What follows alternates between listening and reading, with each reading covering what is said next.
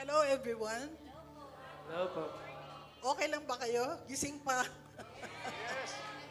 So, uh, on behalf of our family in Melbourne at ang aming church, the Word of Life Christian Church, we're happy and glad to say hello to everyone.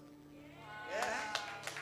And isa pa, nais naming magpasalamat sa aking hipag, kapatid ni Pastor, who also came from the USA. Yeah. And also the daughter, Iris and Jandy. Yeah. Jandy? Jandy. So, uh, sabi ni Pastor, maikli lang daw sa akin eh. Kasi parang, yung isi-share ko lang, tulad ng na-mention nyo, it's about faith. Yung faith is the substance of things hoped for and the evidence of things not seen. Marami sa atin na mga bagay, no? Habang tayo Kristiyano, ay may kalituhan. There are things inevitable, yung hindi natin may iwasan sa buhay natin. No? Normal man tayo o Kristiyano tayo. Unang-una, yung a time of our birth, nung pinanganak tayo. Pangalawa, yung a time of our growing. Pangatlo, a time of sicknesses. Lahat ng tao nagkakasakit. And the next one is a time to die. Lahat tayo mamamatay. And the last one is a time to be judged. So, within that, di ako magpipreach na. Within that, yung faith natin dapat maging matatag pagdating natin doon. Kasi mag-undergo tayo ng maraming trials, mga tribulations, and also may joy. But with all of those, meron tayong, we have to conquer something. That Christ has done it, everything. Maging matatag tayo, stand on our faith. Yun ang natin eh. Dapat manalig tayo. Dahil si Jesucristo, nagawa na niya lahat. And we have to conquer that within ourselves. Like me, mahaba yung testimony ko kung tutuusin. Ako, nagkaroon na ako ng craniotomy. Naoperahan ako sa brain. May tinanggal sa loob ng brain ko. Dahil nagkaroon ako ng growth. Naoperahan na ako ng heart surgery. May binago sa heart ko. Nilabas yung heart ko. May pinalitan. Tinanggal yung mattress ko. Sabi nga ni Pastor, ano ba ba? So, yun sa akin, when it comes to that, yung sicknesses, parang, it's hard. Parang, syempre, nahirapan ako, kahit sino mahirapan sa atin. Pero, our God is a healer. Okay? Akala ko, wala na akong hope. Wala na akong hope. And then, yung pinaka-worst part, 4 times ako na COVID. 4 times because of my underlying sicknesses. Nagkaroon ako ng long time COVID. Sabi sa Melbourne ng mga, itong mga specialist ako, meron akong COVID na hindi maalis-alis. At nag-occur yun because yung mga sakit ko, underlying sicknesses, madali akong tamaan. But God is so good. tinatanong ko nga, Lord, hindi ko pa patay. Sabi ko, pag nakahiga ako, sabi ko, Dad, huwag mo na akong gisingin pag nakatulog ako. Pero hindi, sabi niya, hindi ka Jones. Si Lord lang nakakalam.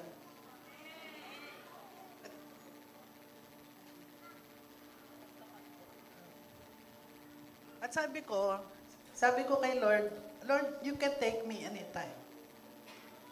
Kasi ang pinakamahalaga, I know where I'm going. So, yung message ngayon ni Pastor, I think it's related to that. That we should conquer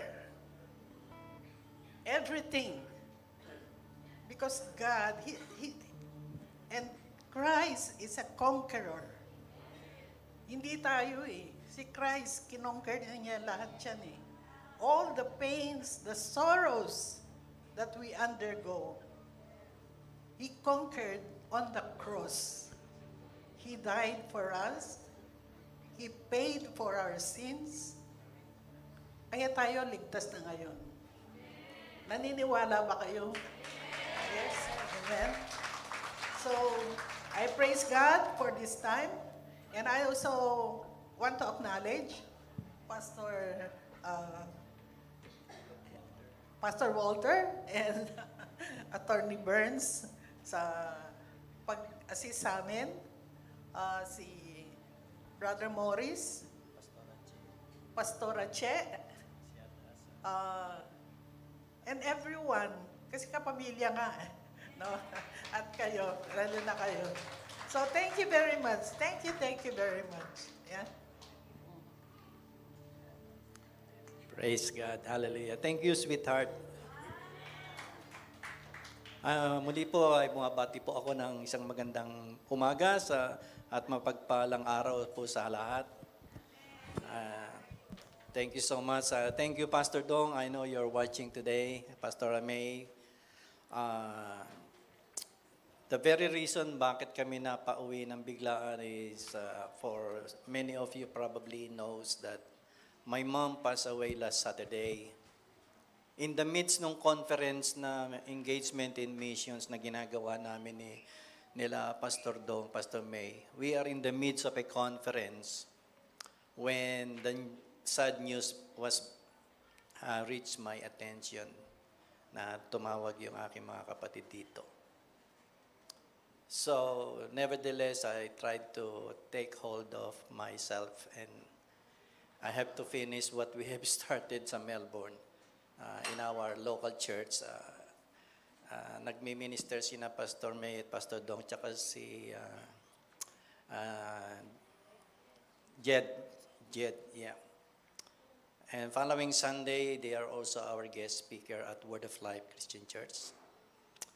Pero yung aking mind and spirit is somewhere flying, you know, what's happening in the Philippines and how difficult it has become para sa De Los Reyes family. Kasi layo-layo po kami na dalawa kami na nasa Australia, dalawa yung nasa US, yung isa yung nasa Singapore, and then the rest is in the Philippines. And you know naman, kahit na meron tayong medium of communication through Messenger, Facebook, one thing na nais ko lang gawin ay umuwi. So, walang anumang preparasyon. Actually, I decided to, with my supportive wife, to fly as quick as possible. Dahil ang sabi ng aking mga kapatid, Manong Mike, ikaw na lang ang mag-minister sa wake ni Mom.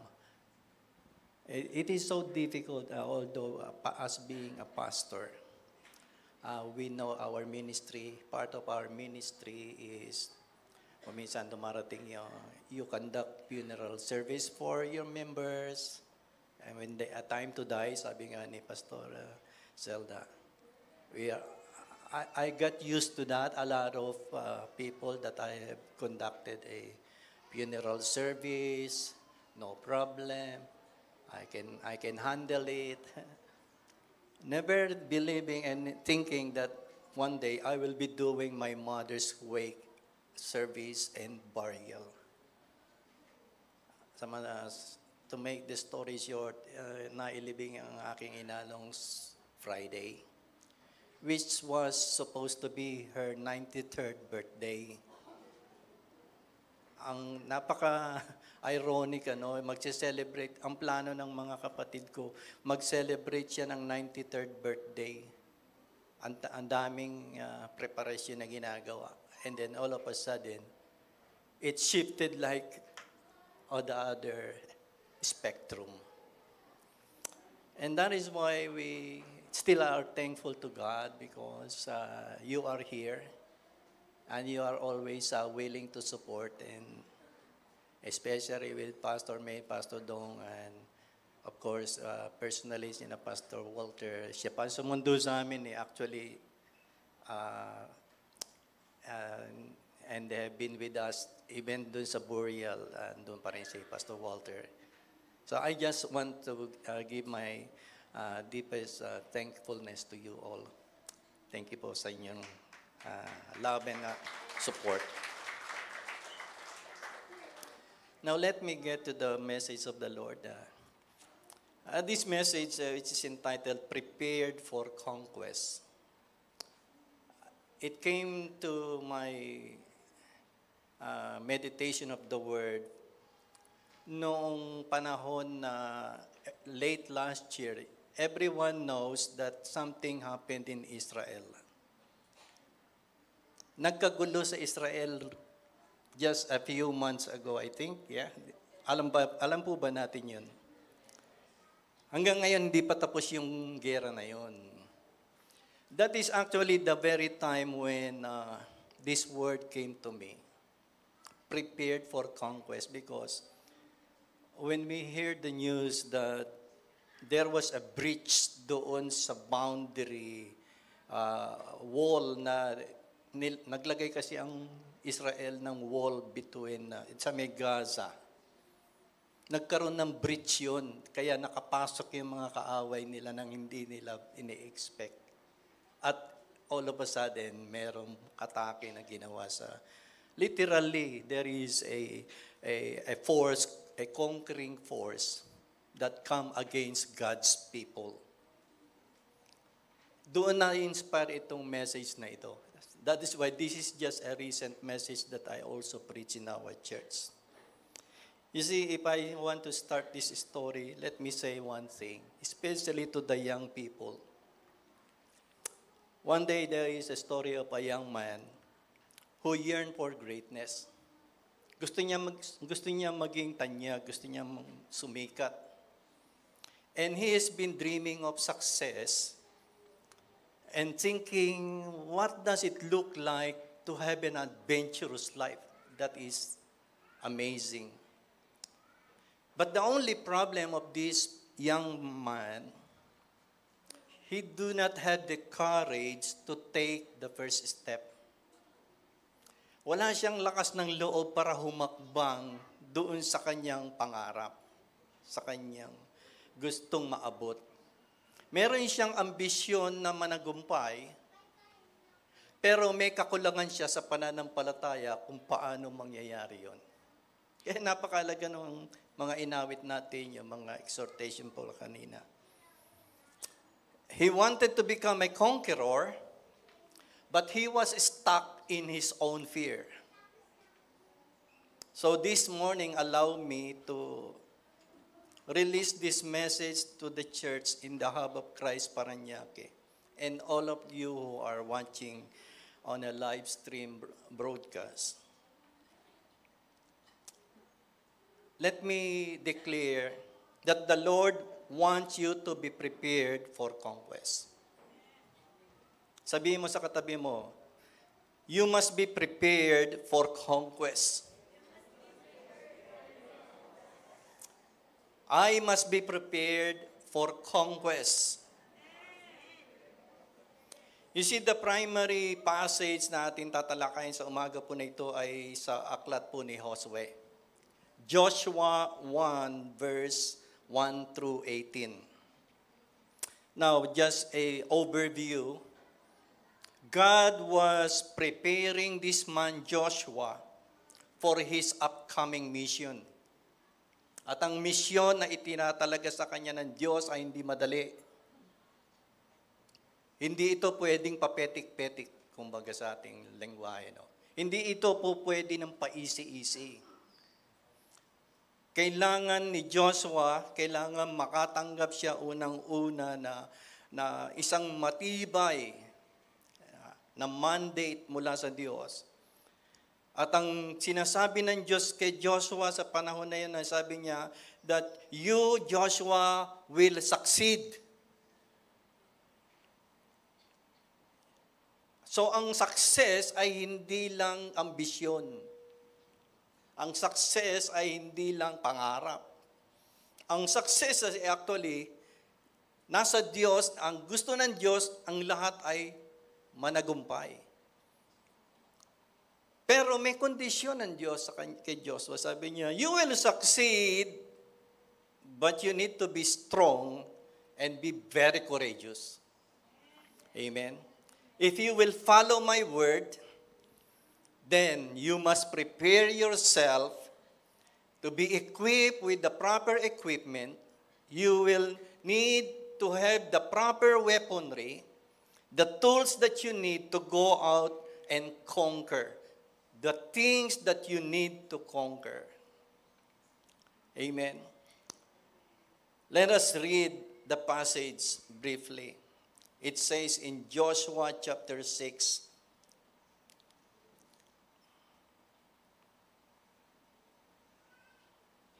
is that correct? Joshua chapter 6? Or, let me just...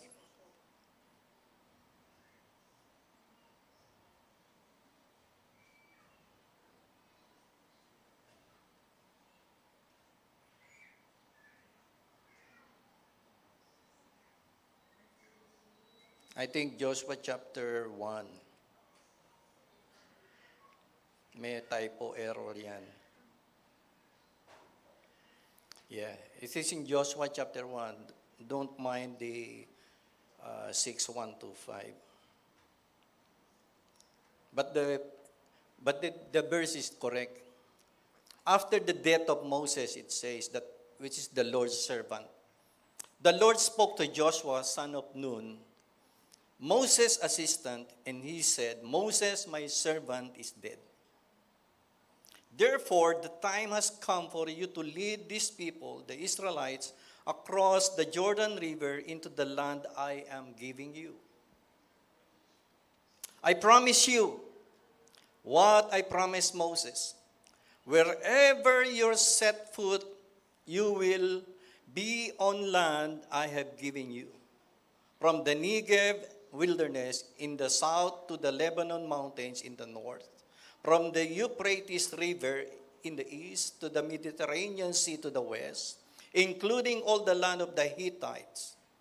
No one will be able to stand against you as long as you live. Wow, what a wonderful promise. For I will be with you as I was with Moses, and I will not fail you or abandon you. Mind you, mga kapatid, ang Diyos ang nagsasalita rito.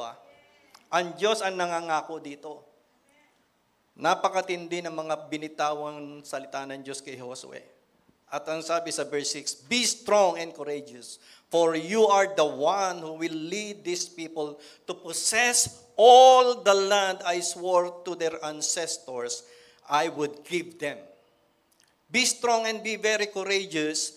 Be careful to obey all the instructions of Moses that Moses gave you, and do not deviate from them, turning either to the right or to the left, and then you will be successful in everything you do. Study this book of instruction continually, meditate on it day and night, so you will be sure to obey everything written in it. Only then you will prosper and succeed in all you do. And this is my command. Be strong and courageous. It is a commandment. Do not be afraid or discouraged, for the Lord your God is with you wherever you go.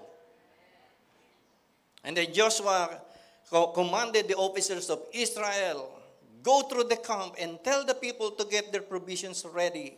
In 3 days, you will cross the Jordan River and take possession of the land of the Lord your God is giving you. And then Joshua called together the tribes of Reuben, Gad, and the half-tribe of Manasseh. And he told them, remember what Moses, the servant of the Lord, commanded you.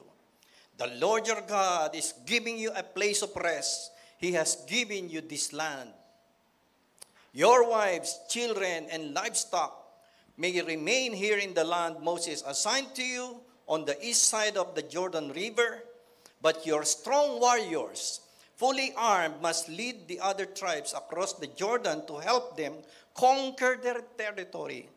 Stay with them until the Lord gives them rest, as he has given you rest, and until they too possess the land of the Lord your God is giving them. Only then may you return and settle here on the east side of the Jordan River in the land that Moses, the servant of the Lord, assigned to you. Verse 16, they answered Joshua, we will do whatever you command us, and we will go wherever you send us. We will obey you just as we obeyed Moses, and may the Lord your God be with you as he was with Moses. And anyone who rebels against your orders and does not obey your words and everything you commanded will be put to death. So be strong and courageous. Palakpakan natin ang Panginoon. Dakilang Diyos, pagpalain mo ang pagkakabasa ng inyong salita, Panginoon. At i-release mo, Panginoon, ang inyong mensahe sa oras nito, sa ngalan ni Jesus. Amen. Let me say this proposition to everyone. Every Christian can be prepared for conquest by being identified as more than conquerors through Christ, our Lord. Amen. That is what actually Romans 3:8-37 declares. But in all things, amen, in all things, lahat ng bagay, we are more than conquerors through Him who loved us. Mahigit pa raw tayo sa mga nagtatagumpay. Nakita natin itong text na ito, napaka-superlative ang dating. It is going extreme, beyond. Let me just go back to that very word ng Romans 8:37. Just to have a brief explanation on this word. Alam niyo po ba yung salitang conqueror? Ang pangako ay, ang declaration ay more than conquerors. Yung salitang conqueror sa Griego, it's hupernikao. Yung conqueror yun, hupernikao. Ang ibig sabihin nitong salitang, dito na-derive yung salita rin natin na hyper. Or in some way, pwede mong sabihin, hypernikao. Pag sinabing hyper ka, you are going beyond. Wala sa ordinary. Amen. Pag hyper, maraming hyper ngayon sa church eh. Amen. Pag ibig sabihin ng hupernikao ay to overpower in victory. Hindi yung hyper na hyper sa sakit. Hindi yun ang pinag-uusapan natin na dineclare ng Diyos na ikaw ay more than conquerors. You are to be abundantly victorious, sabi. Or to prevail mightily. Laging mananagumpay. Yan ang ibig sabihin po ng hupernikao. More than, overwhelmingly. Kumbaga, halimbawa, merong kang team sa basketball. Amen? yung team nyo talagang hindi lang magaling, kapag lumaban sa tournament, tinatambakan yung kalaban. Tinatambakan, yun ang sinasabi, overwhelming. Talagang hindi lang siya nanalo ng 1 point. Amen. Tayo, masaya na tayo, nanalo tayo 1 point. Nanalo, yeah. Hindi, talagang hindi overwhelming yung nanalo lang ng 1 point. Hindi overwhelming yung nanalo ka lang ng by default. Hindi overwhelming yun. Ang overwhelming, pag tinalo mo yung kaaway, natambak. Kaya gusto ko munang klaruhin kung we are at the same page about we are being prepared para tambakan yung kaaway. Ito po yung overview na nais kong ihatid sa atin pong lahat. You see, when God called Joshua, tinawag siya sa time na kamamatay nung dating leader. Kamamatay ni Moises.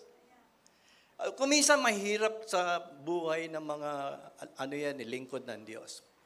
Na may mga importanteng tao sa buhay mo na namatay. Ang pakiramdam natin, ang hirap mag-move on. Kalilibing lang ng nanay ko nung Biyernes. Pwede akong manatili sa kwarto at, i-isolate ko yung sarili ko. Pwede ko namang gawin yun eh. Pwede kong i-allow na malugmok na lang ako sa lungkot. Pwede kong i-allow na yung circumstances sa buhay ko ay paikutin na lang yung aking isip at damdamin. Actually, normal yun sa mga namamatayan.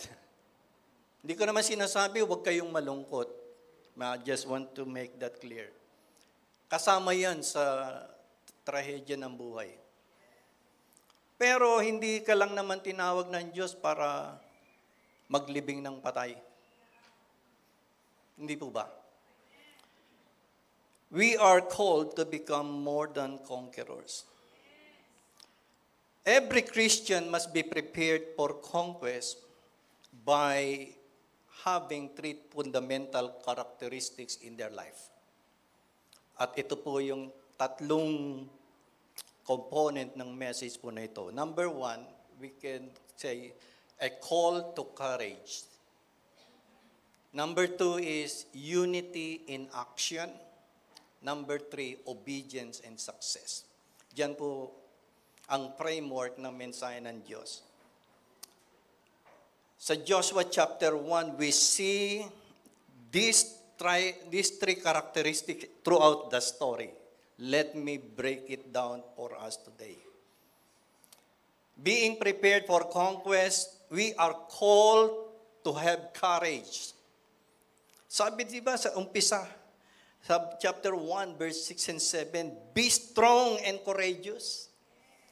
For you shall cause these people to inherit, to possess, to get something that they do not have.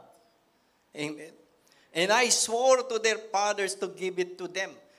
Nangako pala ang Diyos na magiging pagpapala ito sa buong bayan ng Israel. Pero ang sabi ng Diyos, meron na ito pero hindi basta ito nakiklaim ng hindi ka, amen, magpa-participate sa panawagan na ito. That's why sabi niya sa verse 7, only be strong and be very courageous. Be careful to do according to all the law. Lahat tayo ay tinatawagan ng Diyos na magkaroon ng tapang, courage, boldness, tapang. Amen. God gives courage and ini-encourage niya tayo. Yun yung salitang encourage eh. Pag ini-encourage mo yung isang tao, nagkakaroon siya ng tapang. Kung dating mahihiyain ka, magkakaroon ka ng boldness. Kailangan mo lang, kapatid, encouragement eh. Encouragement for what? We have to be courageous to the commitment to the promises of God. Kailangan committed tayo doon sa pangako ng Diyos. Pangako ng Diyos sa kanila, Joshua, ang lupang pangako. Tinasabi na lupang pangako. I promise you, there is a promised land for you to set foot. I promise you that you will get this land. I promise you that you will dwell in this land. Yun ang sabi ng Diyos sa kanila. So, dapat, kapag tinatawagan tayo ng Diyos na sabihin, maging matapang ka, maging bold ka, sapagkat kung gusto mo magkaroon nitong possession na ito, itong property na ito, hindi ito basta na-achieve ng wala kang boldness, wala kang courage. Wala kang drive na mag-step into it. Kasi lupa, tangible yun eh. Kaya nga nagkakagulo sa Israel ngayon eh. It is because of the land. And just to be literal, it was actually the reason why they are in conflict. Somebody is trying to steal the promises of God to God's people. So what if God's people know that they have the God's mandate? Sila yung binigyan ng right to possess. Will you just give away yung possession? Hindi. Lalaban sila hanggang kamatayan. Hindi ba? Hindi sila willing na isurrender yung kanilang ni-receive sa Diyos. Sapagkat alam nila ang promise ng Diyos sa kanila. Kaya napakahalaga. Alamin natin kung ano ang pinangako sa iyo ng Diyos. God has already given us every blessing in the Spirit in Christ Jesus. Ephesians 1:3. Ang sabi doon, we are already a possessor of every spiritual blessings in Christ Jesus. Kaya wala naman talagang Kristiyanong mahirap eh. If we understand what we have. If we know what God promised, you must have the courage to take hold what belongs to you. A commitment to God's promises. I-commit mo yung buhay mo. Ang mga anak ninyo, turuan nyo, matutunan ng mga anak nyo as young as they are, anak, meron tayong mga property na ibinigay ng Diyos, pero kailangan alam nyo na meron kayong inheritance. Amen. Kasi kung ang mga anak mo, mayaman na mayaman yung magulang, mayaman na mayaman yung mga ninuno. Pero yung mga anak, hindi nila alam na meron pala sila noon. So, nabubuhay silang pobre. For one reason, hindi lang nila alam na meron pala silang inheritance. Be committed to what God has promised. Pangalawa be confident in the presence of God. Ang sabi ng Diyos, bukod yan sa possession na aking binibigay sa inyo, this is again my promise. Just be strong and be very courageous, and do not be afraid, do not be discouraged. For what reason? For the Lord your God is with you wherever you go. Ang isip sabihin ng Diyos, bukod yan sa lupang pangako na yan, hindi, ito pa ang mas matinding bibigay ko sa inyo. Yung presensya ko sasama sa iyo saan man kayo pumunta. Maging confident ka na ang Diyos ay present kung saan ka lumalakad. Hindi natin nakikita ang Espiritu ng Diyos kasi Espiritu yon. Amen. Pero dapat nararamdaman natin na ang presensya ng Diyos ay nandoon. Amen. Saan man yun? Ang mahirap, mga kapatid, alam mo, sa katunayan, ang Diyos ay kasama mo, pero hindi mo siya pansin. Ini-ignore. Parang baliwala lang. Alam niyo ba ang pakiramdam nung binabaliwala? Hindi ba tayo man kung ikaw may kasama ka sa pamamasyal. Amen? Tapos namamasyal kayo, supposed to be masaya yung pupuntahan ninyo, pero ini-ignore ka. Magkakasama ba tayo? Di ba? Pag ganun pakiramdam mo, magkakasama ba tayo o kanya-kanya tayo? Di ba?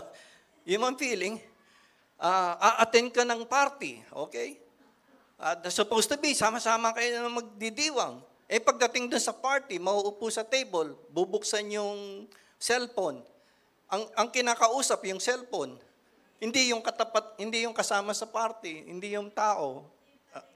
Yung gadget, ang attention niya, gadget. Di ba medyo awkward? Hindi party yun. Dapat, ang pinasyal mo na lang yung gadget.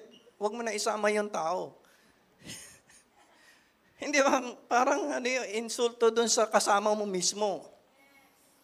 Sabi niya, God is with you wherever you are. Amen. Kaya pag nasa church tayo, dapat attentive tayo dun sa Espiritu ng Diyos. Amen. Pag nasa bahay tayo, attentive din tayo dahil yung Espiritu ng Diyos ay nandun din. Pag nasa school ka, attentive ka na ang Espiritu ng Diyos ay nandun din. Kahit saan. Sabi niya, kahit saan. Sabihin mo ka sa kapatid mo, kahit saan, kapatid. Be confident sa presence of God. Pangatlo, we need to conquer our fears and doubts. Yun ang unang dapat i-conquer natin. The reminder of God's faithfulness, sabi ng Panginoon sa iyo, I am a faithful God. I will never fail you. And this is my command to you. Do not be afraid. Do not be discouraged. Ilang beses tayo nadi-discourage? Ilang beses tayo na natatakot gawin yung tama? Ilang beses tayo na ang kaaway ay hinahayaan natin na managumpay na lang, na tapak-tapakan na lang yung ating pagkatao ng kaaway. Samantala, ang pangako pala ng Diyos at ang commandment ng Diyos sa atin ay maging matapang kayo, huwag kayong nadi-discourage sa mga bagay-bagay. You see, courage is demanded in a Christian life. But this courage can only be supplied with God's Word. Sapagkat yung Word na binitawan ng Diyos kay Joshua, yun ang naging key ni Joshua. Amen? That's why sabi ni Lord sa kanya, study this book day and night. This book of instruction. Let me ask you this one thing. What book did is God talking about to Joshua? Yes, it is the Bible, but truthfully, only the 5 books of Moses, the Torah. Genesis, Exodus, Leviticus, Numbers, Deuteronomy. That is the Torah, the 5 books of Moses. Amen? Sabi niya, wala pa kasi, hindi pa naisulat yung iba sa panahon noon. Dahil isinulat pa lang ni Moses yung 5 books Ito ang matindi, mga kapatid. Kung si Joshua na nagumpay, 5 lang yung book ng Bible ang mineditate niya, kayo pa kaya na merong 66 books? And then sasabihin natin, kailan kaya ako magtatagumpay? Kailan kaya matutupad yung pangarap ko? Kapatid, 66 books. Kay Joshua, 5 lang. Okay na sa kanya. So, encouragement ko sa inyo. Umpisahan nyo sa Genesis. Amen. Hanggang matapos kayo sa Revelation. Para ma-capture natin lahat yung pangako na para sa atin.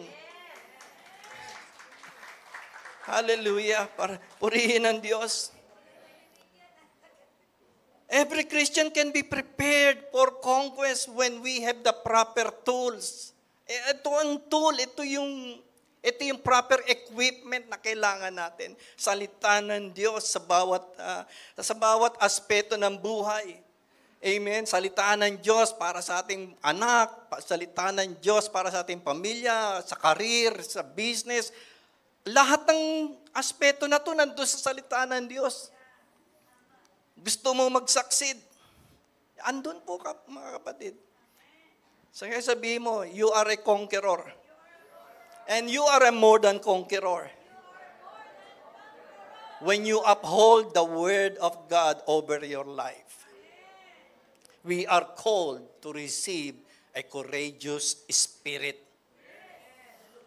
2 Timothy 1:7, it says, "For God has not given us a spirit of fear and timidity, but of power, love, and self-discipline." Andun po ang New Testament ito. Sinasabi na, we are New Testament Christians. Ito, New Testament. Sabi, God did not give you a spirit of fear. So kung medyo natatakot ka, i-cast out mo na yan, kapatid. Para yung dapat courage ay nasa iyo. Kung medyo timid ka, alam niyo, ako, ang personality ko, timid din ako eh. Gusto ko yung nasa sulok lang ako, ayoko nung yung ganito nga, hindi nga ako speaker eh. Totoo lang, hindi ako speaker. Tanong niyo yung kapatid ko, yun si Ellen. No? Mas gusto ko yung tahimik lang ako sa isang corner, okay na sa akin yun. Amen. So we are called to receive that courageous spirit, and thanks be to God that you can. Pangalawa, amen, there must be unity in action. Unity in action ay isang component kung sa mga mananagumpay. Sabi po sa verse 12, chapter 1 in Joshua, "Then Joshua called together the tribes of Reuben, Gad, and the half tribe of Manasseh, and he told them such things." Siniruin ko yung called together. Tinawag silang sama-sama. For what purpose? What reason? Para united yung group. Ang ganda nga ng pangalan ng church eh. The Hub of Christ. Amen? The habitation of united believers in Christ. Naku, pag hindi pa naging united ang the Hub of Christ, ewan ko na lang. Makakatikim kayo ng tungkod ni Pastor Dong. There must be unity in action in every local church.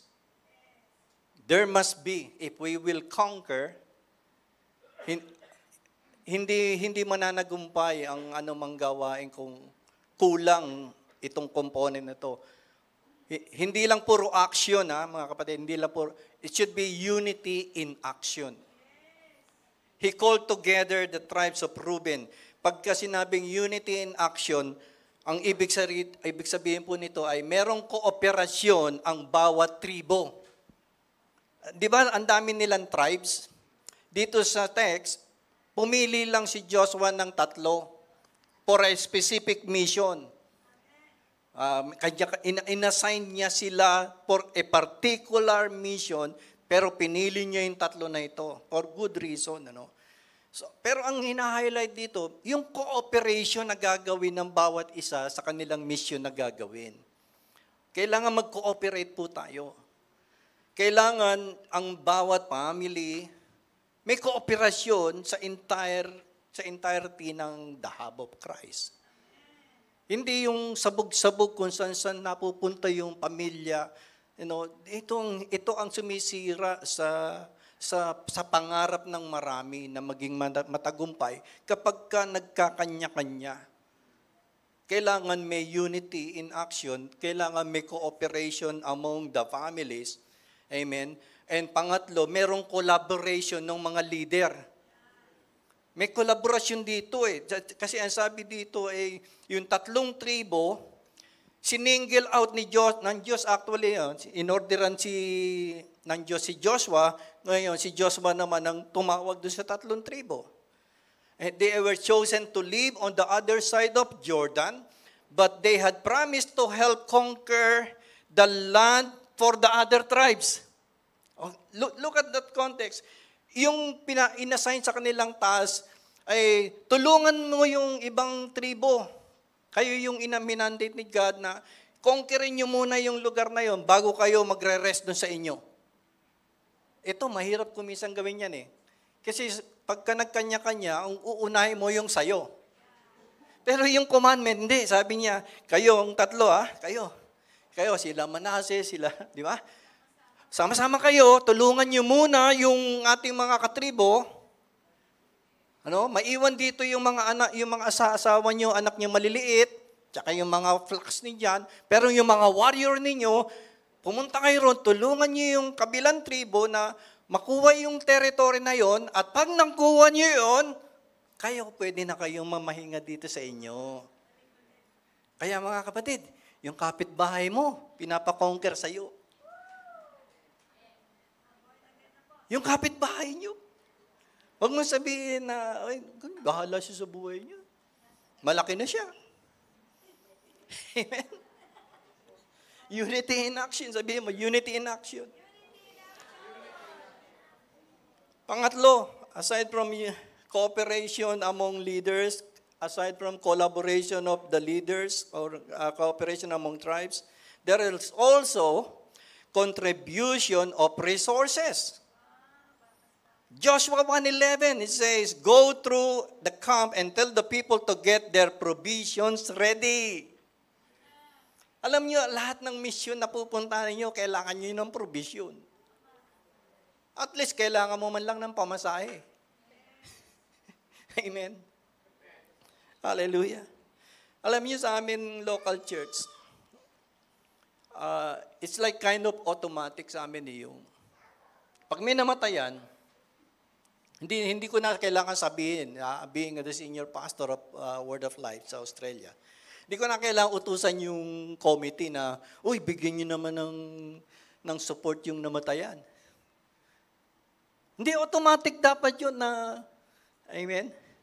Namatayan, bigyan mo ng benevolent support yan dahil naintindihan natin may mga pangangailangan yung mga yan. Hindi kailangan inuutos yun. Yun, it automatic na ginagawa ng mga lingkod ng Diyos doon sa amin. And kung meron mga extra donation na bibigay, it's open sa kanila. Hindi na kumisa kami nag-announce ng basta't na ang sinasabi lang, panalangin natin tong family na to, namatayan yung kapatid na ito. Let us help them out.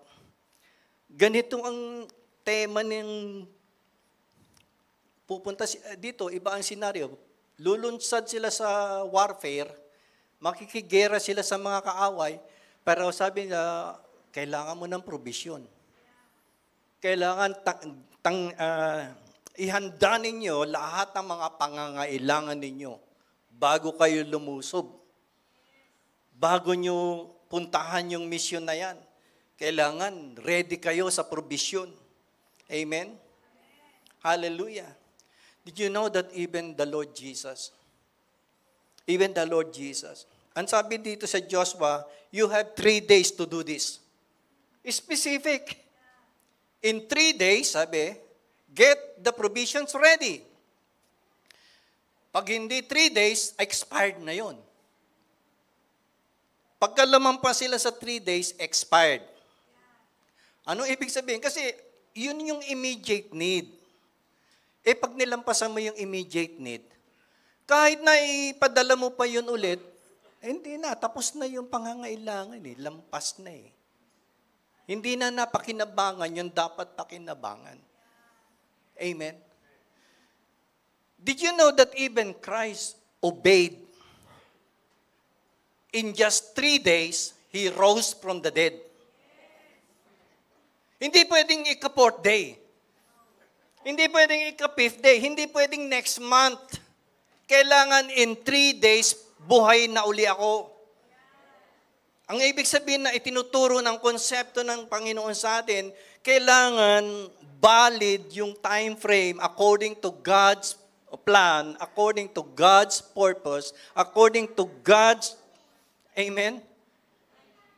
Dahil kung na-expire, bali wala. Ang dami ko nga minsan, pinadala ko sa nanay ko nung araw, ganito yung kwento. Dito sila, sa Australia kami. Gusto kong tulungan yung akin nanay talaga. Papadala ko ng mga corned beef, mga galing sa New Zealand o sa Australia. Mga corn, sasarap corned beef, sa nakalata. Butter, sasarap na butter nung minsan umuwi ako, nagbakasyon ako, nakita ko dun sa cupboard, yung pinadala ko nung 2015, nandun pa. Sabi ko sa pamangkin ko, Stars, anong ginagawa nitong mga dilata rito sa cupboard? Tito, si Lola kasi ayaw niyang galawin yan eh. Tinignan ko, expired na eh. Expired na. Hindi na pwedeng kainin. Display na lang. Gusto niya ba ganun na lang yung bibigyan kayo ng provision? Pero expired? Walang use. Hindi napakinabangan. Hindi nagkaroon ng benepisyo. Na supposed to be, na-enjoy mo, nasarapan ka. Amen? Hallelujah. Ganun din na, amazingly, Jesus Christ rose from the dead at the exact moment because He wants to prove, amen, to the enemy that you are not in control of my life. That's the truth of it. Kasi ang power of the enemy is to keep you dead.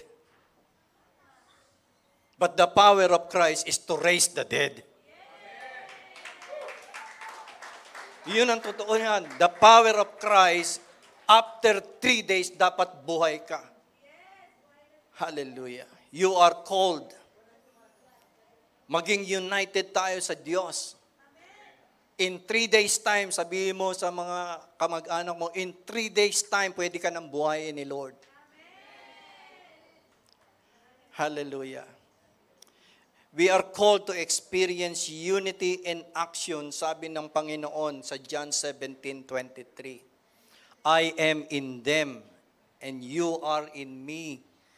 May they experience perfect unity, that the world may know that you sent me, and that you love them as much as you love me.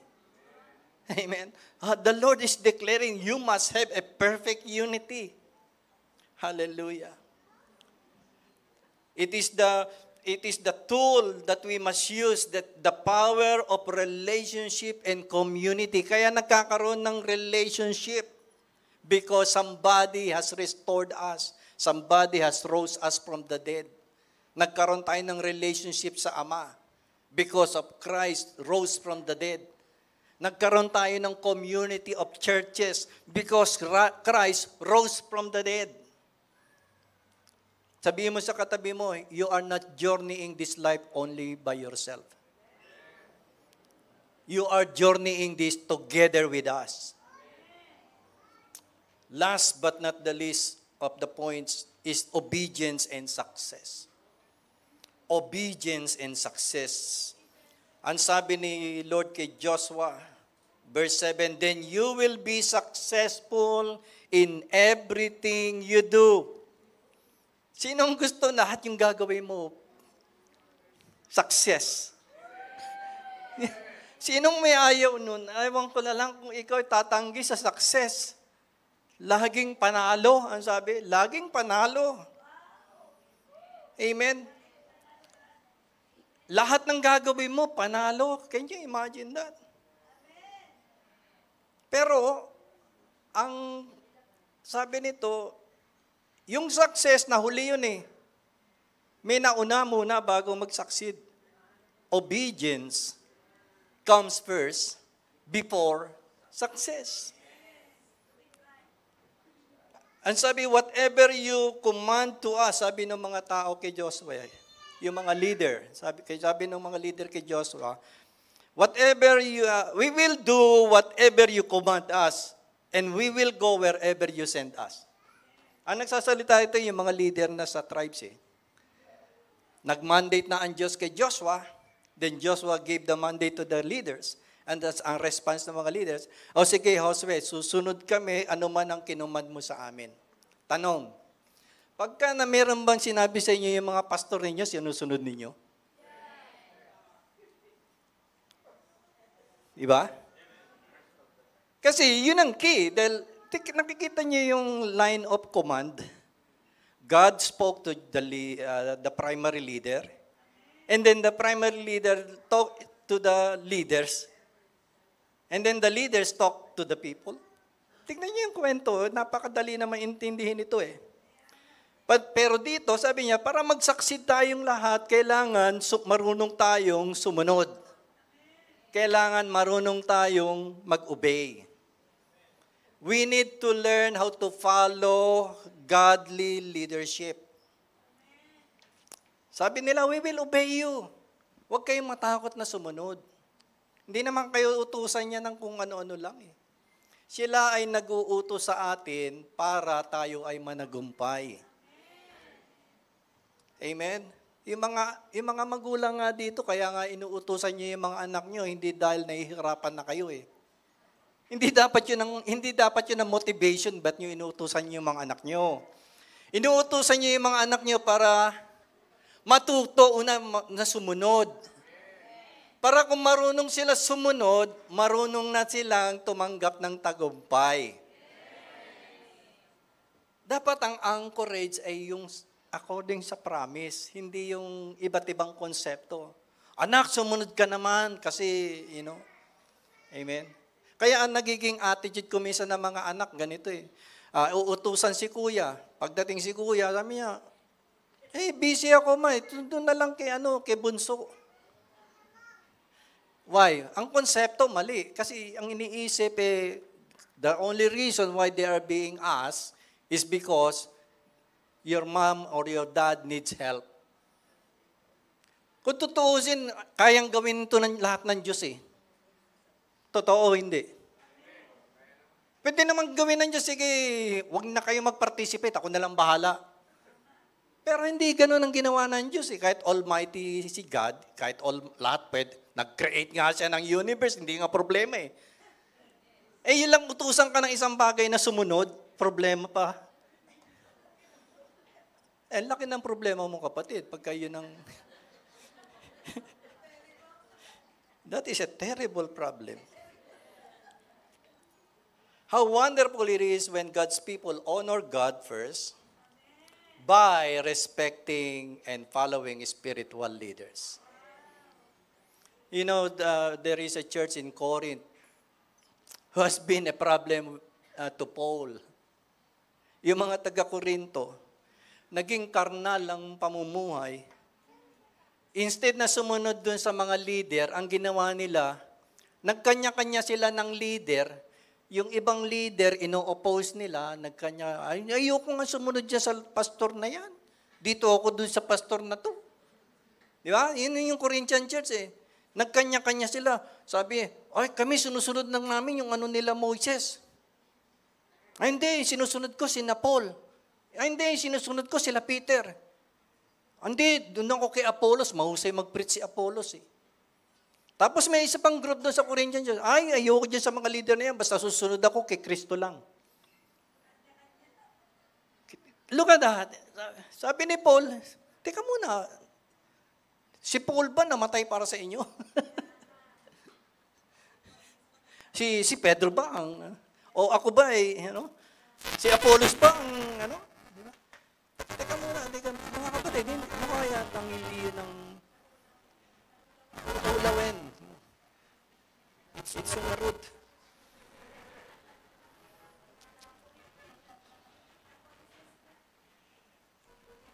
We are called obedience before we can reach success. By obeying God's command, by following godly leaders, last but not the least is to encourage God's people. Encourage God's people sa verse 18. Anyone who rebels against your orders and does not obey your words and everything you commanded will be put to death. Sabi rito. So be strong and be very courageous. Ang response na ito ay napakatindi. Just imagine, sa commitment ng mga pag hindi ho sila sumunod, Joshua, patayin namin sila. Gusto niyo ba ganun yung mga leader niyo? Pag ayaw mo sumunod, patsyong ka. Sabi, I'm not inventing this. Di ba sabi? Anyone who rebels against your orders, order ni Joshua, and does not obey your words, and everything you command will be put to death. Parang ganito ang concept eh. Mas mabuti pang patayin na lang yan kasi nakakasagabal yan eh. Parang ganun yung Old Testament yan. Pero pasalamat kayo, wala pang pinapatay si Pastor Walter.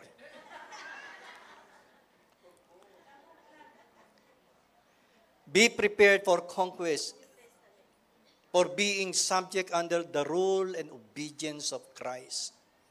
We are all called to emulate obedience so that we will have success. Even the Lord Jesus Christ himself, he is already God's Son, second person of the divine Godhead.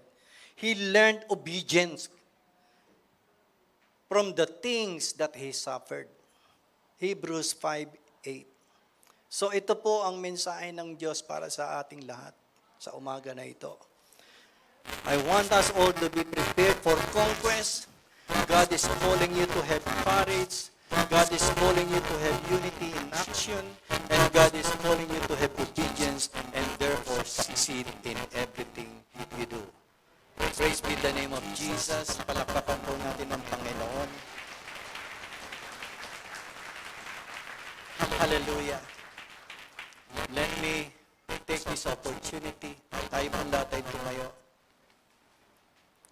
I'm opening the altar today. Kung ikaw ay kapatid, laging talunan sa buhay. Now this is your opportunity. I'm calling you to step out in faith. And we are here to encourage you and we can pray for you. And you have a lot of godly pastors here who can pray for you. Ano man ang struggle na meron ka sa buhay ngayon, ito ang kapatid to get out of that struggle. Come on. This is a divine call from God to you. Kung meron kang mga burden sa buhay na parang itinatani ka laka, you can now be released today. Step out in faith. Step out in faith. Claim the word of God for yourself right now. As our music team start to play their beautiful songs of worship, let the Spirit of the Lord usher you in His presence. Huwag kang mahiya, andito kami para sa iyo. Sama-sama tayo rito. Hindi ito gawain ng isang tao o ng dalawang tao. Ito ay gawain ng Diyos. Hallelujah, Lord Jesus. Don't let the blessing of God pass by you